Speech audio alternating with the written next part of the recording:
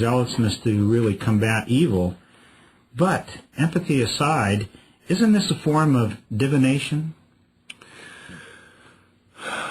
Well, Tom, they do engage in various forms of divination, but the whole thing is, first of all, not biblical. I don't find it in the Bible. Where did Paul or Peter or Jesus or anyone ever engage in spiritual mapping? Where did they give such credit to demonic entities? And then to their locations. And they went out, as I recall from last week, and they found some fetishes or whatever in this vacant lot. That were buried there supposedly by witches. Yeah. And how would they get that information except from impressions from where? The witches. I mean, from the demons that inspired the witches. So what is the point? Who cares? Who cares whether there are some occult things buried in the ground somewhere or in someone's home or whatever? They have no power over us. They have no power unless people believe in them. If you give credence, right? Right. If you believe in them, and this is your religion and this is what you're following.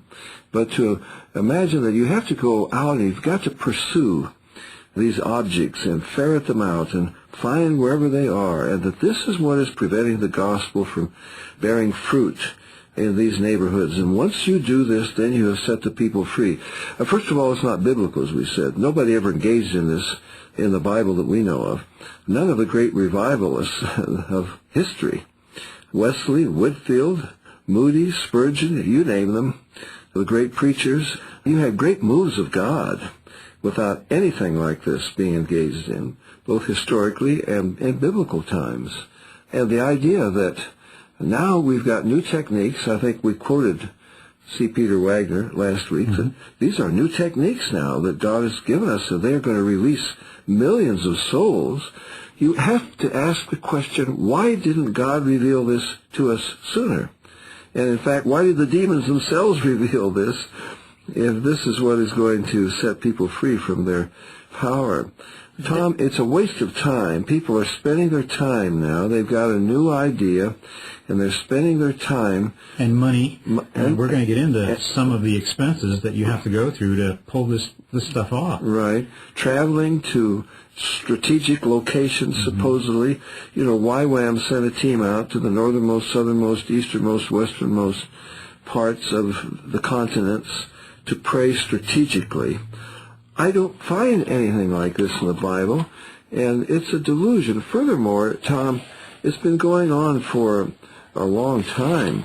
It was way back in 1989, it seems to me, that they started this in the Los Angeles area. 1,300 pastors from many denominations who were led by Lloyd Ogilvie and Jack Hayford, and they began meeting quarterly in prayer at the Hollywood Presbyterian Church to wage spiritual warfare for what they said would be the deliverance of Los Angeles. Now, in the years that have followed, I haven't seen a deliverance of Los Angeles. Evil only seems to have gotten worse there. You remember one pastor who was involved wrote to us, and he said, quote, "We meet and fast and pray and bind the spirits, and as soon as we leave the meeting, they're on the list again." How do you make a distinction between people coming together to pray for something, yet taking this next step of binding and commanding and taking authority? I mean, isn't there a distinction that can be made? Yeah, there is. If we want to pray for God's blessing and pray for revival, that's biblical. That's one thing. But then to think that we can somehow take control of demonic spirits in this area, whether a person is under the control of demonic spirits or not, is a matter of their own will, of their own beliefs. And now, if you want to cast demons individually out of people, that's one thing. That's biblical, and we believe in that. On the other hand, Jesus himself said that when an evil spirit is cast out, if something doesn't come in other words, if the Holy Spirit does not indwell that person and they have not believed the gospel, you've wasted your time, because that spirit gets 7 more spirits more wicked than itself, and so forth. Tom, these meetings in Los Angeles, they were called Love L.A., and they were inspired by Larry Lee. And he said, quote, This is a day to wage nothing less than militant warfare in the spirit realm. Demonic strongholds keeping the greater Los Angeles area and our country in bondage will be pulled down. Charisma magazine called him the apostle of prayer that showed him in combat fatigues on the front cover. But I haven't seen any strongholds being pulled down. You could remember way back in November 10th, 1989.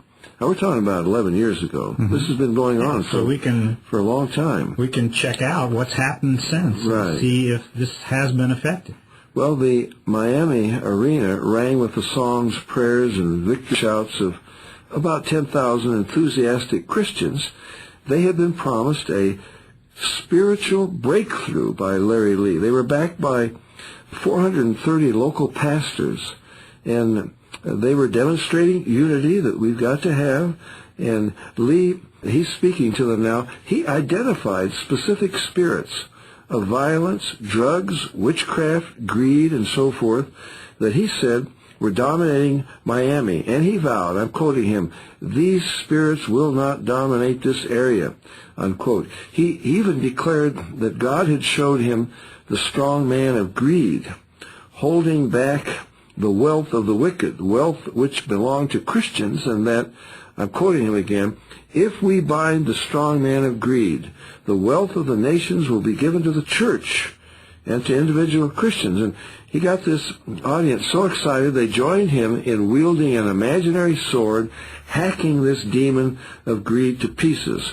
Well, I've been to Miami recently, and I would have to say, rather than being any reduction in violence, drugs, and so forth, or any transfer of the wealth of the wicked to the Christians, the opposite. They're still cleaning up dead animals from the practitioners of Santeria around the courthouses of Miami and Dade County.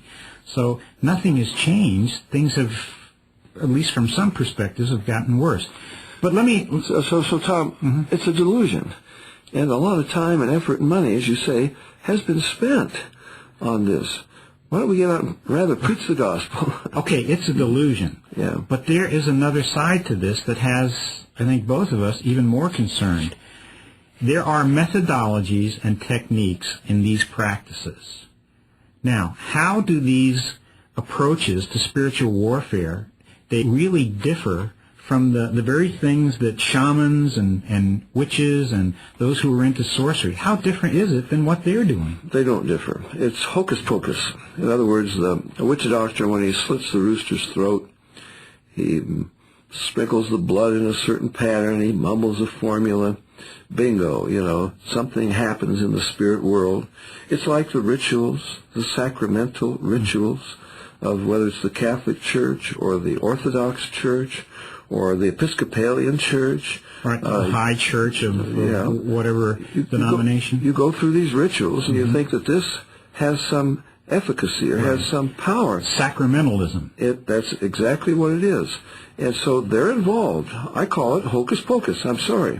They're going through certain formulas and certain rituals which you will not find in the Bible, which Paul, Peter, James, John, Jesus, nobody, and the great preachers down through history never engaged in this, but now they're going to do this, and it's very complicated and so forth, and they've got their prayer networks, and they're all engaged in this and mapping, and Tom, it's really a tragedy. They've gotten off the track. They're spending their time and effort in something. It's like spinning your wheels, and it's not producing anything, and we've had 11 years now to see whether it did or not. Dave, it's also spawning other basically false doctrines that some churches, not every church is into this obviously, but there are some churches that pick some things up because they think that it might be efficacious, it might have some effect, some good effect.